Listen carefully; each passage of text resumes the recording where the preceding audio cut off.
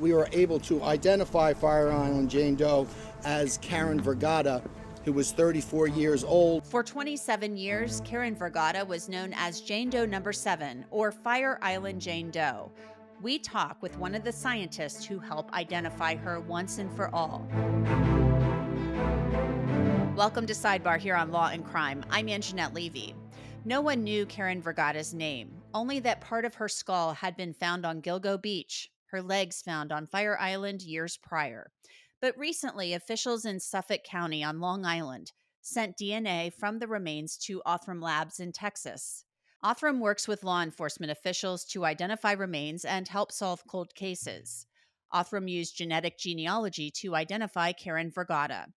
Suffolk County officials haven't said whether they believe Vergata's murder is connected to the Gilgo Four.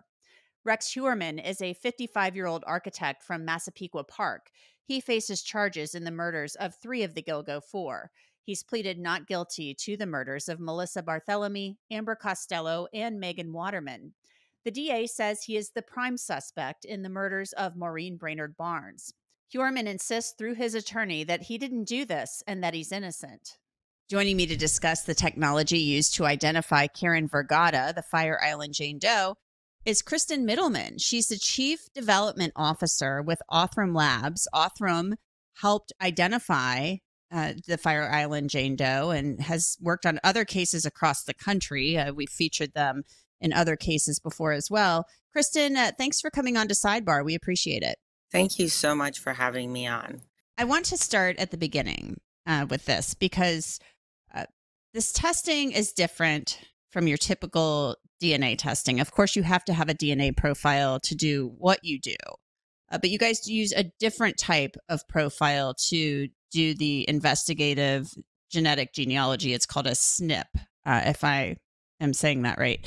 So tell us how you really start at the beginning and go about building these family trees and everything like that off of a DNA profile, an STR profile that you later, I guess, develop another type of profile for. Absolutely. So standard forensic testing that's been used for 30 years, DNA testing that has gone to court all this time, is known as STR testing. There you're looking at 20 STR markers and you're comparing them to the known database of perpetrators that is owned by the FBI, CODIS. So sometimes you guys may have heard that as CODIS testing.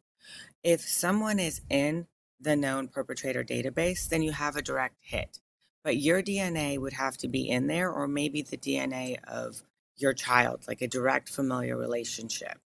What we do is we build profiles that have hundreds and hundreds of thousands of markers, up to 1 million markers.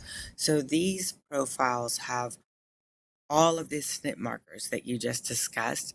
And when you upload those to genealogical databases consented for law enforcement use, you're able to get really distant relationships. The more markers you have, the more distant relationships you can actually reach. And so you can get a 6th cousin, a 5th cousin, a 4th cousin, and all of us are related to some degree. Most areas in the United States, they were founded from a few key families. And so to some degree, there'll be some relative in there. And they're not the relatives that come home for Thanksgiving with you, not the relatives that you know or you would call, but there would be some match in these databases.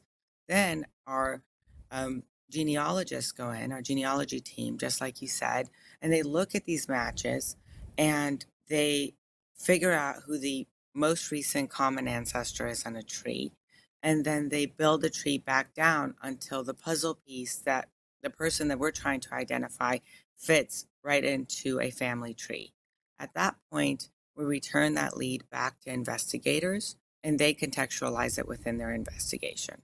So let's talk about Karen Vergata, because we know that part of her remains, it's so gruesome and grisly, it's sad, her legs and feet were located in one area in a plastic bag on Fire Island, but then her skull was located much later than that.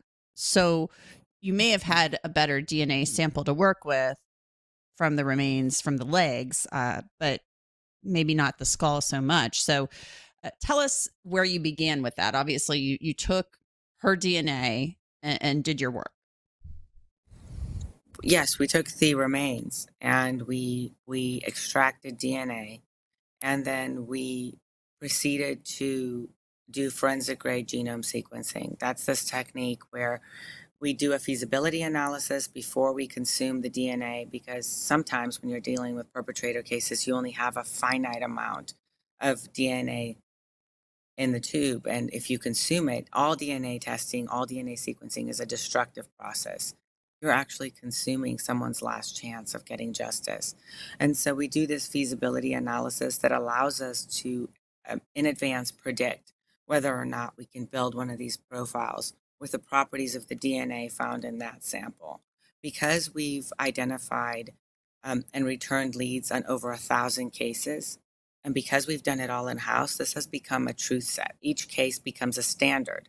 So we compared the DNA from her case to the previous DNA samples that we have run here at Othram that we know we can successfully build a profile from, and proceeded once we knew that, yes, we could build one of these profiles. Then we did the sequencing, built a profile that had hundreds and hundreds of thousands of markers, and that was uploaded to genealogical databases consented for law enforcement use.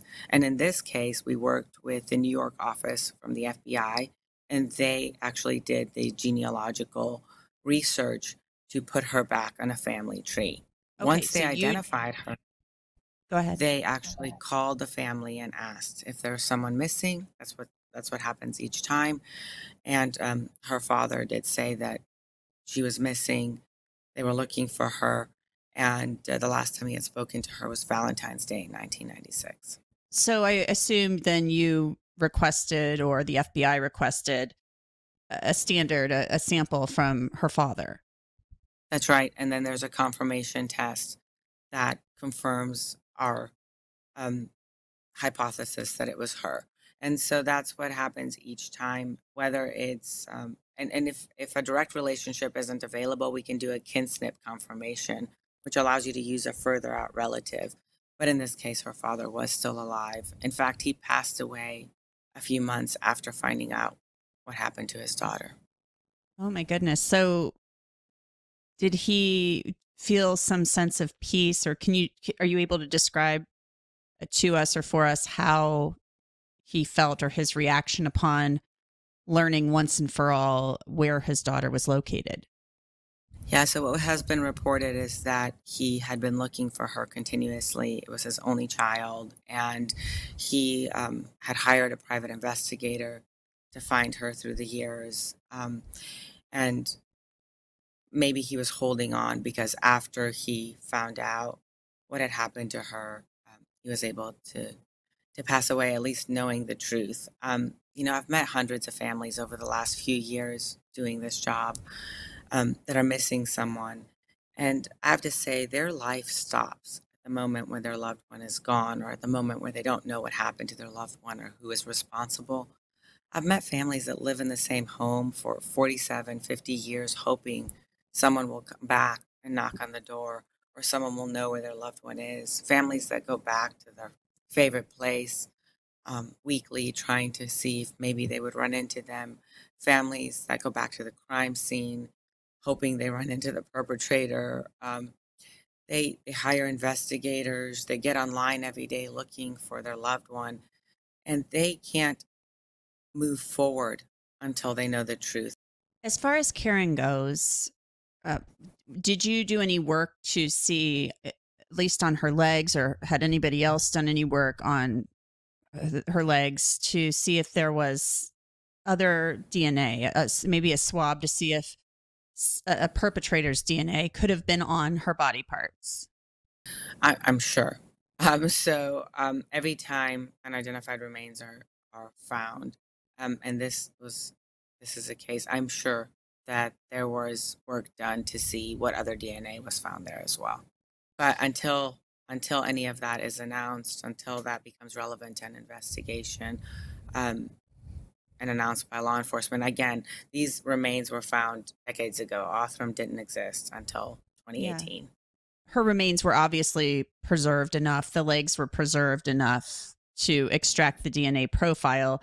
Was it particularly difficult to work with those remains because of the age of them, even though they seemed like they were found relatively quickly? In April, she vanishes on February 14th. Was that difficult?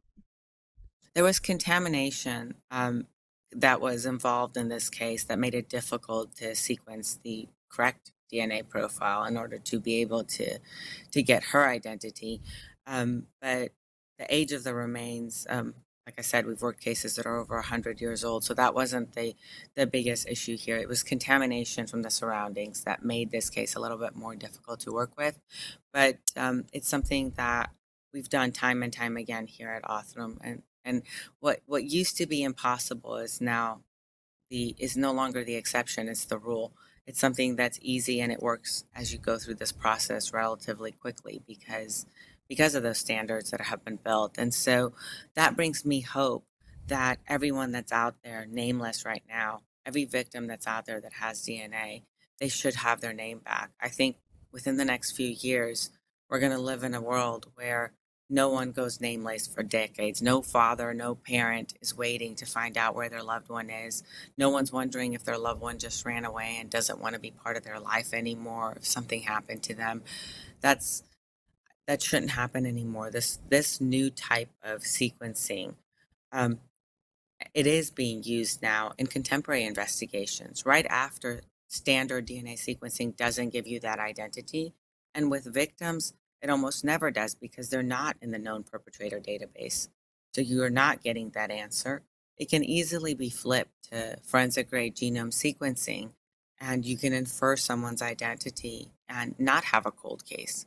Be able to identify that person and give them their name back right away and start the investigation as to what happened to them much sooner, which often leads to being able to get more clues and solve the case faster.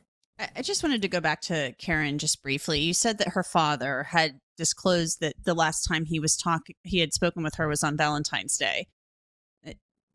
Did he ever recall that you're aware of whether or not, like, what that conversation entailed? I mean, was he aware that she was engaged in this type of work and in being an escort?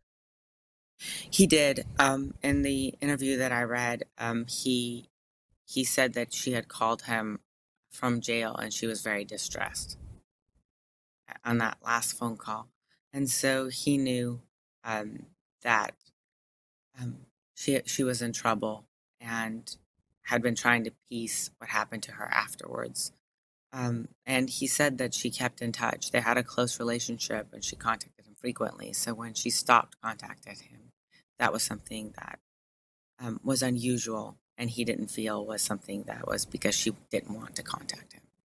Well, Kristen, it's been wonderful talking with you. I've loved this, and I hope you'll come back sometime so we can talk more about one of your other cases. So thank you so much for joining us to talk to us about Fire Island Jane Doe. Thank you for having me, and anytime you have DNA questions, call us back. Thank you. That's it for this edition of Law and Crime Sidebar podcast. You can listen to and download Sidebar on Apple, Spotify, Google, and wherever else you get your podcasts. And of course, you can always watch it on Law and Crime's YouTube channel. I'm Angenette Levy, and we'll see you next time.